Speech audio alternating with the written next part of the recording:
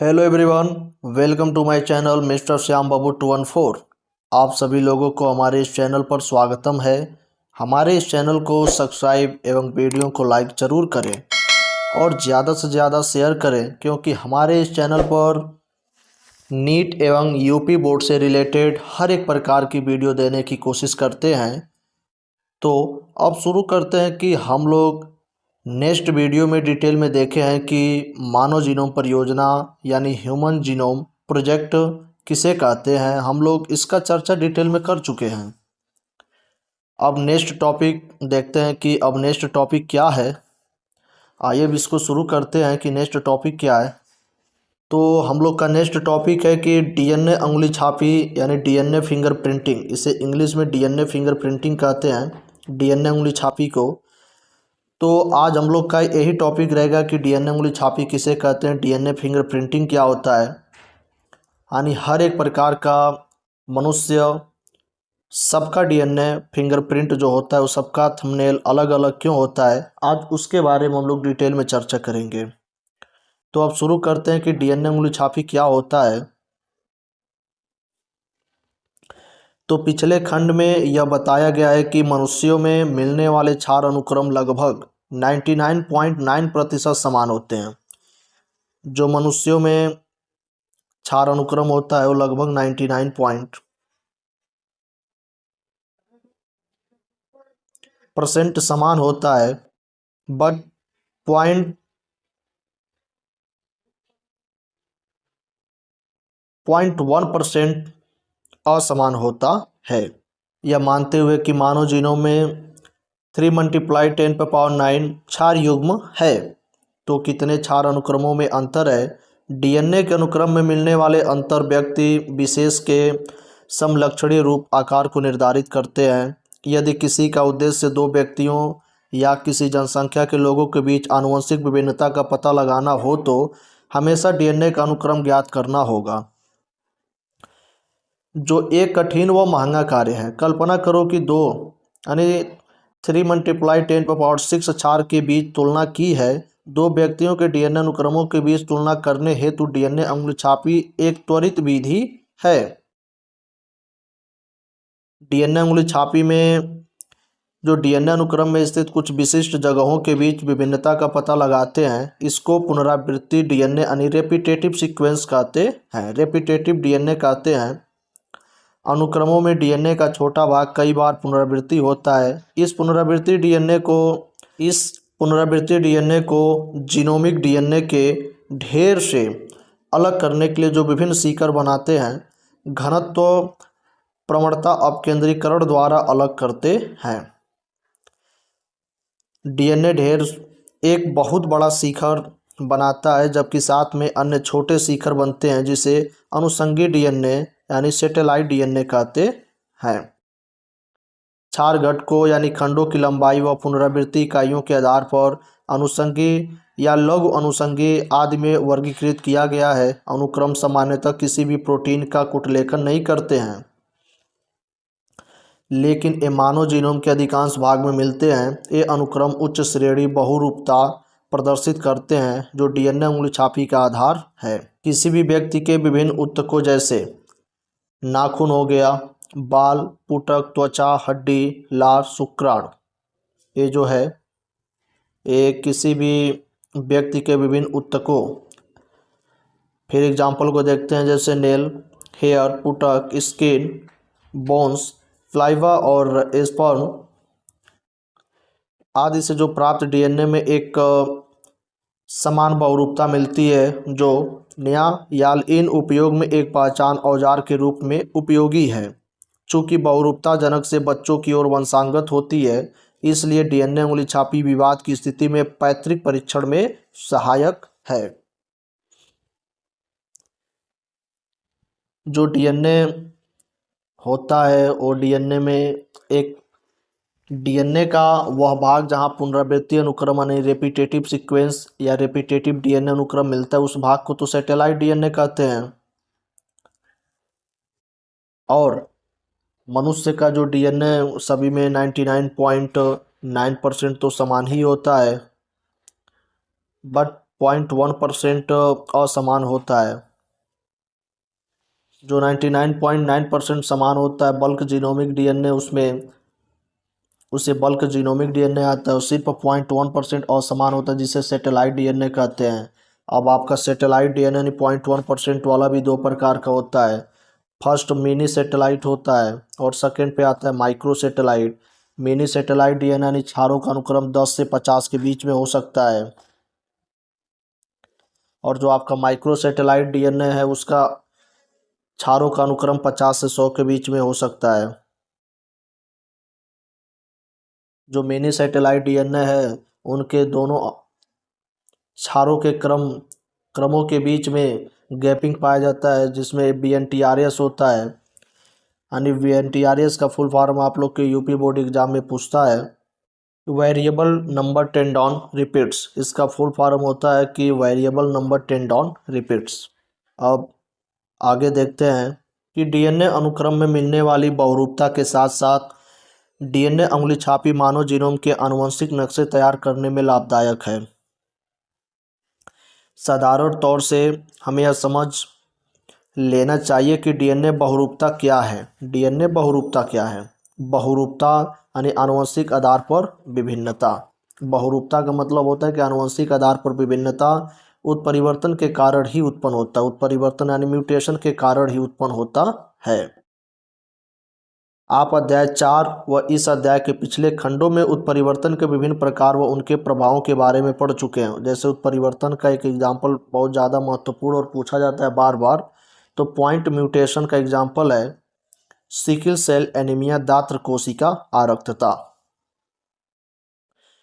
तो किसी व्यक्ति में नए उत्परिवर्तन उसकी कायिक कोशिकाओं या जनन कोशिकाओं जैसे लैंगिक प्रजनन करने वाले जीवों उस कोशिका से युग्मक बनाते हैं में पैदा होता है। यदि जनन कोशिका उत्परिवर्तन किसी व्यक्ति की संतानोत्पत्ति क्षमता को गंभीर रूप से प्रभावित नहीं करते तो यह उत्परिवर्तन स्थानांतरित होता है, जिससे जनसंख्या के दूसरे सदस्यों लैंगिक प्रजनन द्वारा में फैल जाता है। विकल्पी, पुनः अध्याय 4 से विकल्पी की परिभाषा याद करो। अनुक्रम विभिन्नता जिसे परंपरागत रूप से डीएनए बहुरूपता कहते हैं। मानव साधारण तौर से यदि वंशांगत उत्परिवर्तन जनसंख्या में उच्च आवृत्ति में मिलता है तो इसे डीएनए बहुरूपता कहते हैं। यदि जो मानव है वो जनसंख्या में 0.01 से अधिक आवृत्ति में एक विस्थल में असंगति मिलने से होती है। साधारण तौर से एक वंशांगत उत्परिवर्तन जनसंख्या में उच्च आवृत्ति से मिलता है तो इसे ही डीएनए बहुरूपता कहते हैं। उपरोक्त विभिन्नता की संभावना अवैयक्तिक डीएनए अनुक्रम में ज़्यादा होती है। वह इन अनुक्रमों में होने वाला उत्परिवर्तन व्यक्ति की प्रजनन क्षमता को प्रभावित नहीं कर पाता है। इस तरह के उत्परिवर्तन एक पीढ़ी से दूसरी पीढ़ी में एकत्रित होते रहते हैं, जिसके फलस्वरूप विभिन्नता यानी बहुरूपता उत्पन्न होती है। बहुरूपता विभिन्न प्रकार की होती है, जिसमें एक न्यूक्लियोटाइड में या विस्तृत स्तर पर परिवर्तन होता है। विकास व जाति उद्भवन में उपरोक्त बहुरूपता की बहुत बड़ी भूमिका होती है, जिसके बारे में आप उच्च कक्षाओं में विस्तृत रूप से पढ़ेंगे। जो डीएनए उंगली छापी तकनीक है उसका प्रारंभिक विकास एलेक जेफरिस, डीएनए फिंगरप्रिंटिंग एलेक जेफरिस द्वारा किया गया था। इन्होंने अनुषंगी डीएनए को प्रोब के रूप में उपयोग किया, जिसमें काफ़ी बहुरूपता मिलती है। इसे अनुबद्ध पुनरावर्तक की विभिन्न संख्या यानी variable number of tendon repeat यानी वीएनटीआर के रूप में जानते हैं। तकनीक जैसा पहले उपयोग किया जा चुका है वह सदर्न ब्लॉट हाइब्रिडाइजेशन, एक नॉर्दर्न ब्लास्ट होता है एक सदर्न ब्लास्ट होता है, तो सदर्न ब्लॉट हाइब्रिडाइजेशन है जिसमें विकिरण चिन्हित वीएनटीआर एक प्रोब के रूप में प्रयोग किया जाता है। इसमें शामिल है क वाले को देखा जाएगा कि कौन कौन शामिल, जैसे डीएनए का विलयन होना, प्रतिबंधन एंडोन्यूक्लिएज द्वारा डीएनए का पाचन, और ग प्रोसेस होता है इलेक्ट्रोफोरेसिस द्वारा डीएनए खंडों का पृथक्करण करना। और फिर घ पे प्रोसेस आता है कि पृथक्कृत डीएनए खंडों का संश्लेषित झिल्ली जैसे नाइट्रोसेलुलोज या नाइलॉन पर स्थानांतरित ब्लॉटिंग करना। और अंग पे आता है कि चिन्हित वेंटियार और प्रोब का उपयोग करते हुए संकरण। व च पर आता है कि स्विकरणी चित्रण द्वारा संकरित डीएनए खंडों का पता लगाना। डीएनए उंगली छापी चित्रीय प्रदर्शन चित्र 5.16 में दिखाया गया है। इसमें जो एक डीएनए से बहुत ढेर सारा डीएनए कैसे निर्माण किया जाता है, इसमें प्रोसेस चलता है और इसमें कौन कौन शामिल होता है। जैसे कि सबसे पहले डीएनए का विलयन होता है, फिर रिस्ट्रिक्शन एंजाइम यानी प्रतिबंधन एंडोन्यूक्लियेज एंजाइम होता है जो डीएनए का पाचन करता है। इलेक्ट्रोफोरेसिस द्वारा डीएनए खंडों को पृथक्करण किया जाता है। उसके बाद फिर पृथक्कृत डीएनए खंडों का संश्लेषित करता है, जैसे कुछ झिल्लियाँ होती हैं जैसे नाइट्रोसेल्यूलोज या नाइलॉन। ये नाइलॉन होता है जो स्थानांतरित ब्लॉटिंग का काम करता है। फिर उसके बाद चिन्हित वीएनटीआर प्रोब का उपयोग करते हुए संकरण कराते हैं। फिर स्विकरणी चित्रण द्वारा एक न्यू डीएनए खंडों का पता लगा लेते हैं और यही प्रोसेस डीएनए उंगली छापी कहलाता है। और एक डीएनए से बहुत ढेर सारा डीएनए इसी प्रोसेस के माध्यम से हम लोग प्राप्त करते हैं। अब देखते हैं कि चित्र 5.16 में क्या दिखाया गया है। चित्र 5.16 को देखते हैं कि चित्र 5.16 में का फिगर को देखना है कि कुछ प्रतिनिधि गुणसूत्र में डीएनए उंगली छापी का चित्रात्मक प्रदर्शन जिनमें वीएनटीआर के विभिन्न प्रतिरूप संख्या दर्शाए गए हैं। समझने हेतु विभिन्न रंग योजना का उपयोग जेल में स्थित प्रत्येक पट्टी के उद्गम का पता लगाने में किया गया है। एक गुणसूत्र के दो एलील्स यानी एक पैतृक होता है व एक मातृक होता है में वीएनटीआर के विभिन्न प्रतिरूप संख्या स्थित हैं। आपराधिक पृष्ठभूमि यह साबित होता है कि डीएनए के पट्टीदार नमूने व्यक्तिगत बी से मिलता जुलता है। ए वाले बी से मिलता जुलता है। अभी इसको डिटेल में प्रोसेस देखते हैं। सबसे पहले जो डीएनए की प्रोसेस जो प्रक्रिया चलता है उसमें पहला डीएनए को कोशिका से बाहर निकालना पड़ता है, जिसमें निकालने के लिए 3 एंजाइमें मुख्य होते हैं जैसे पेक्टिनेज, लाइसोजाइम और काइटिनेज एंजाइमें होती हैं। फिर सेकेंड प्रोसेस में पीसीआर द्वारा डीएनए की मात्रा को बढ़ाया जाता है, पॉलीमरेज चेन रिएक्शन। फिर थर्ड प्रोसेस में क्या होता है कि रिस्ट्रिक्शन एंडोन्यूक्लियेज का उपयोग किया जाता है। और फिर फोर्थ प्रोसेस में जेल इलेक्ट्रोफोरेसिस द्वारा डीएनए खंडों को अलग अलग करना होता है। फिर पांचवा प्रोसेस जब चलता है साउडर्न ब्लॉटिंग यानी डीएनए खंडों को जीई से निकालकर नाइट्रोसेलुलोज पेपर पर स्थानांतरित कर दिया जाता है। और जो छठवां प्रोसेस चलता है वो संकरण यानी हाइब्रिडाइजेशन कराया जाता है। और जो सातवां प्रोसेस चलता है वो ऑटो रेडियोबायोग्राफी होता है। और जो आठवां प्रोसेस इसमें चलता है वो डीएनए की स्टेनिंग यानी इटिडियम ब्रोमाइड द्वारा ब्राइट ऑर्गेनिक रेड प्राप्त किया जाता है। तब इस प्रोसेस को देखते हैं कि कुल 8 प्रोसेस कैसे क्या होता है, देखते हैं। अब इसमें सबसे पहले एक पैतृक का गुणसूत्र होगा और एक मातृक का गुणसूत्र होगा। इन गुणसूत्रों को देखिएगा, पैतृक का गुणसूत्र ए है और मातृक का गुणसूत्र ए है। और ये गुणसूत्र 7 है और इसमें भी गुणसूत्र 7 है। ये पैतृक का और ये मातृक का इसमें डिफरेंस करते रहिएगा। फिर येलो कलर में भी गुणसूत्र यहाँ पे 2 हो गए हैं। फिर यहाँ पे गुणसूत्रों की संख्या 2 है। फिर यहाँ गुणसूत्रों की संख्या 16 और गुणसूत्र यहाँ पे 16 है। ए जो है ये व्यक्तिगत ए से प्राप्त डीएनए है और ए जो है व्यक्तिगत बी से प्राप्त डीएनए है। ये छोटे अनुबद्ध पुनरावर्तक की संख्या है 0 से स्टार्ट होकर के 11 यानी 11 तक गया, जो गुणसूत्र 7, गुणसूत्र 2 और गुणसूत्र 16। ये अपराध दृश्य सी से डीएनए की तरफ है। अपराध दृश्य है कि सी से डीएनए है। और ये जो सी, ये जो सिग्नल इस तरह गया उसे ही सी। और इसमें ए व्यक्तिगत ए से प्राप्त डीएनए का है और ए व्यक्तिगत बी से प्राप्त डीएनए का। इसमें देखिएगा जो बी वाला है लाइन से ऊपर नीचे है। इसको देखिएगा बी वाले को एक गाढ़ा और लाइन से ऊपर नीचे है कि और एक लाइन में ए नहीं, एक यहाँ पर है तो एक यहाँ पर है और एक यहाँ पर है, ऐसे करके इसका सेटअप है। तो इससे प्रवर्धित पुनरावृत्त आकार के आधार पर जेल में पृथक्कृत जो डीएनए उंगली छापी बनाते हैं वह छोटे अनुबद्ध पुनरावर्तक की संख्या यहाँ से स्टार्ट होता है 1 से और 12 तक संख्या इसका चलता जाता है। अब देखते हैं कि नीचे एक्सप्लेनेशन में क्या दिया गया है कि जो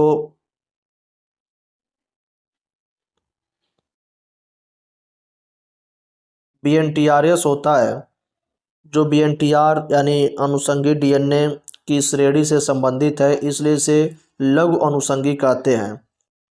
इसमें एक छोटा डीएनए अनुक्रम बहुरूपी संख्या में अनुबद्ध व्यवस्थित होता है।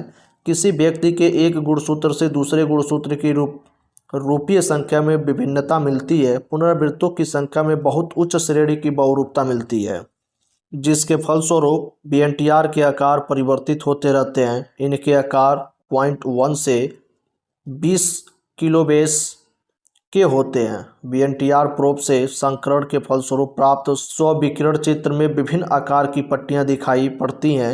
ये पट्टियां किसी व्यक्ति के डीएनए की विशिष्ट प्रारूप को व्यक्त करती हैं। चित्र 5.16 ये पट्टियां एक युग्मज समरूपी यानी जुड़वा को छोड़कर किसी भी जनसंख्या के एक व्यक्ति से दूसरे व्यक्ति में भिन्न भिन्न होती हैं।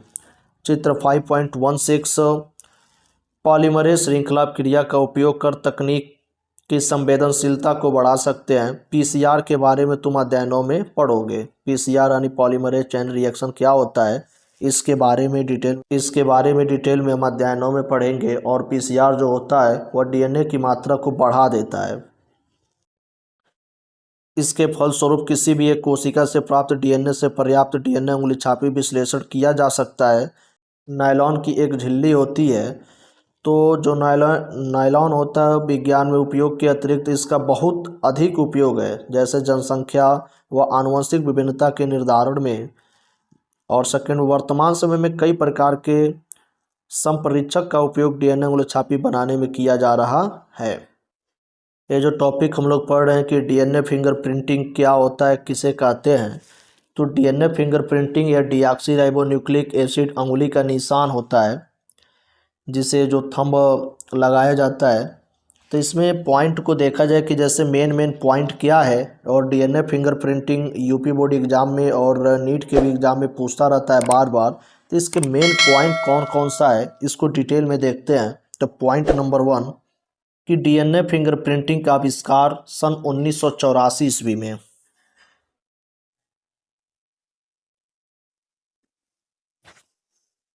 प्रोफेसर सर एलेक जेफरिस द्वारा किया गया था, जब इन्होंने महसूस किया कि आप इन मिनी सैटेलाइट्स के रूप में मानव डीएनए में भिन्नता का पता लगा सकते हैं।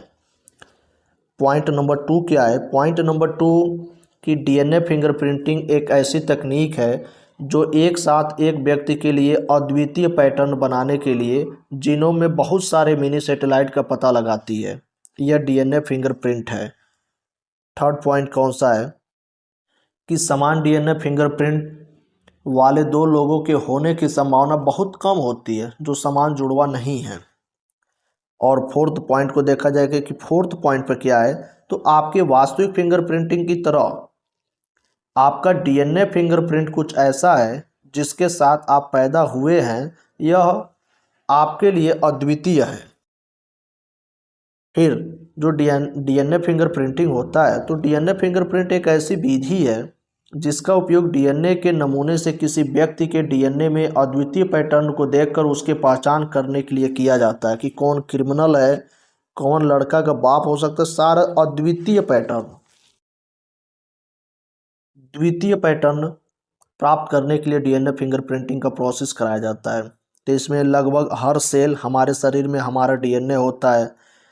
औसतन दो मनुष्यों के बीच लगभग 99.9% डीएनए समान होता है तथा 0.1% डीएनए असमान होता है।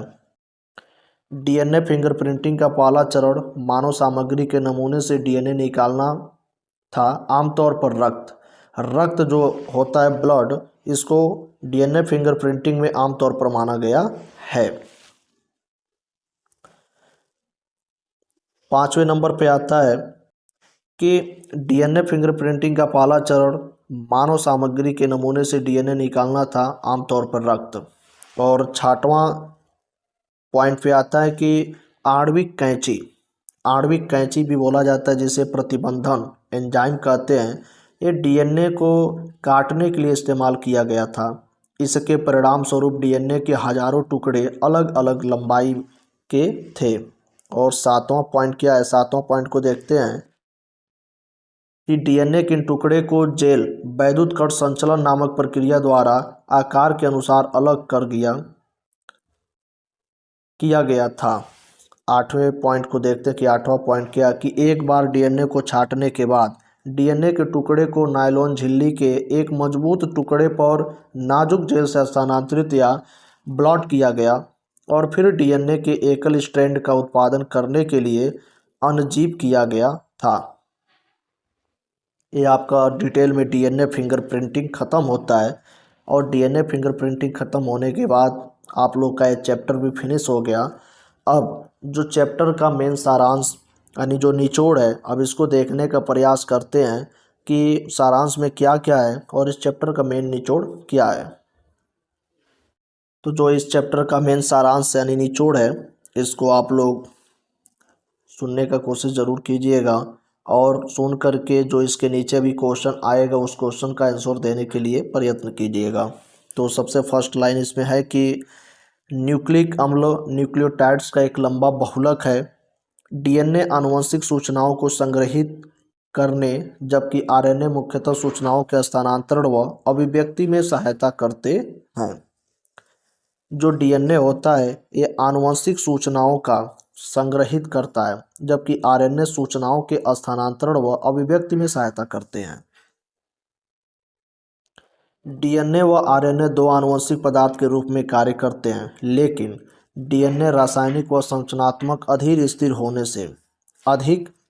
होने से उपयुक्त आनुवंशिक पदार्थ है। जो डीएनए होता है वही आनुवंशिक पदार्थ है। फिर भी आरएनए सबसे पहले विकसित हुआ जबकि डीएनए आरएनए से प्राप्त होता है। जो डीएनए होता है वो भी आरएनए से ही प्राप्त होता है और आरएनए सबसे पहले विकसित हुआ था, फिर बाद में डीएनए का निर्माण हुआ, लेकिन जो डीएनए है वो आरएनए से प्राप्त हुआ।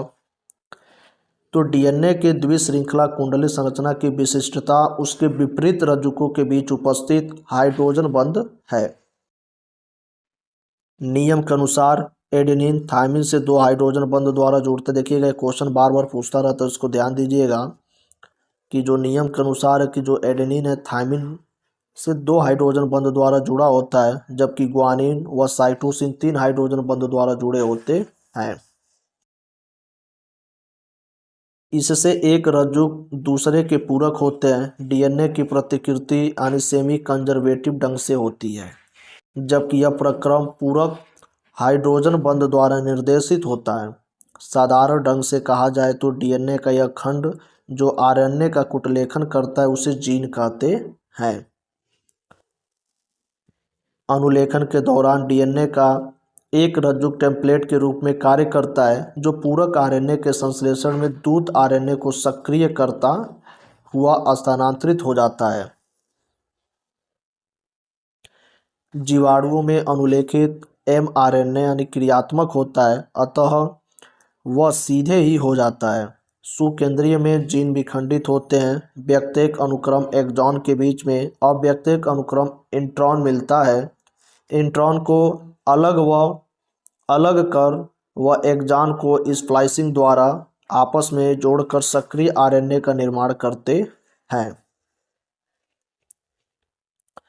दूत आरएनए में मिलने वाले क्षार अनुक्रमों को तीन के समूहों में पढ़ते हैं। त्रिक आनुवंशिक कूट का निर्माण होता है।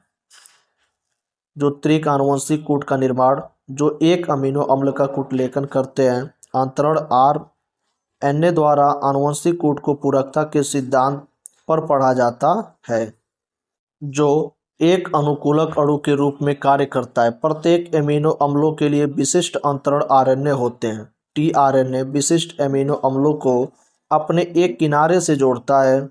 वह दूत आरएनए पर स्थित कूट से अपने एंटीकोडॉन के बीच हाइड्रोजन बंध बनाकर युग्मित होता है। स्थानांतरण स्थल यानी प्रोटीन संश्लेषण राइबोसोम है जो दूत आरएनए से जुड़कर एमिनो अम्लों को जोड़ने के लिए पेप्टाइड बंध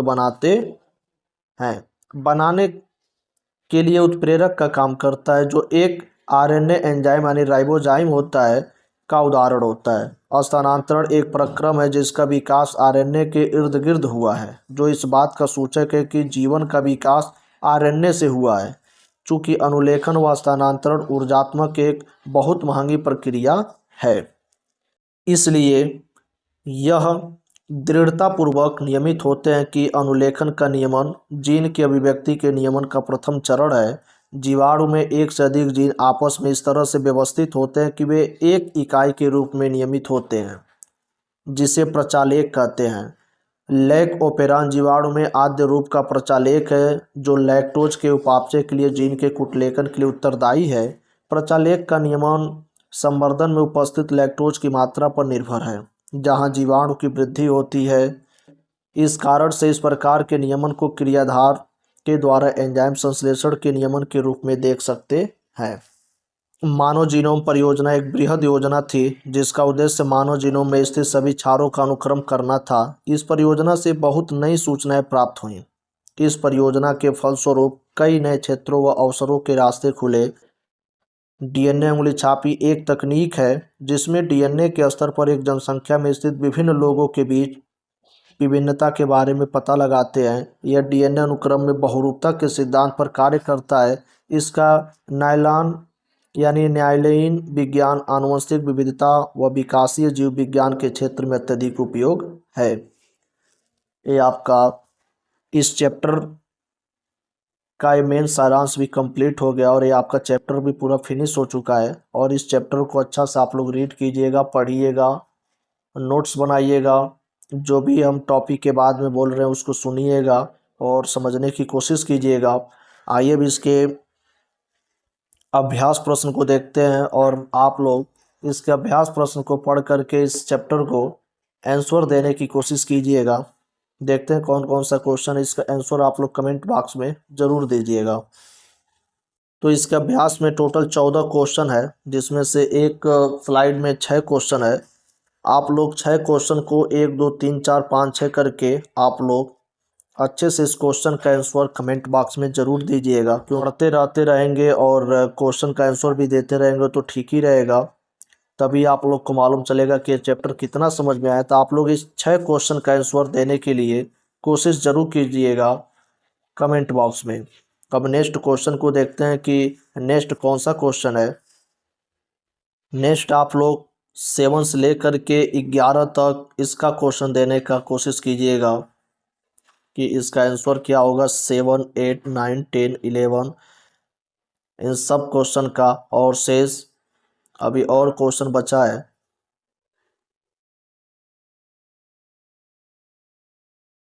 12 13 14 इन फिर 3 क्वेश्चन को ऐड कीजिएगा। उसमें कुल 14 क्वेश्चन है और 14 क्वेश्चन का भी आंसर देने के लिए आप प्रयास कीजिएगा। शॉर्ट में क्वेश्चन देने का प्रयास कीजिएगा और मतलब जहाँ तक हो सके बेटर से बेटर क्वेश्चन का आंसर दीजिएगा। आशा करते हैं कि आप लोग को ये वीडियो अच्छा लगा होगा। यदि वीडियो अच्छा लगा होगा तो वीडियो को ज़रूर लाइक कीजिएगा और हमारे चैनल को ज़रूर सब्सक्राइब कीजिएगा। तब तक के लिए धन्यवाद। मिलते हैं नेक्स्ट वीडियो नेक्स्ट टॉपिक में। Thank you.